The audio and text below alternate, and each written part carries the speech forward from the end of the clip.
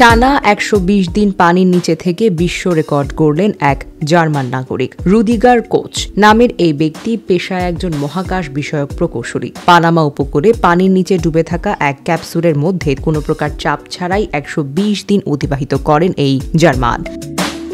এক প্রতিবেদনে ব্রিটিশ সংবাদ মাধ্যম দ্য গার্ডিয়ান এই সকল তথ্য জানায়। প্রতিবেদনে বলা হয়েছে, পানির নিচে ডুবে থাকা ওই ক্যাপসুলের মধ্যে রয়েছে আধুনিক জীবনের প্রায় সব ধরনের উপকরণ। বিশেষ করে ক্যাপসুলের মধ্যে রয়েছে টয়লেট, টেলিভিশন, বিছানা, কম্পিউটার, ইন্টারনেটের মতো সুবিধা।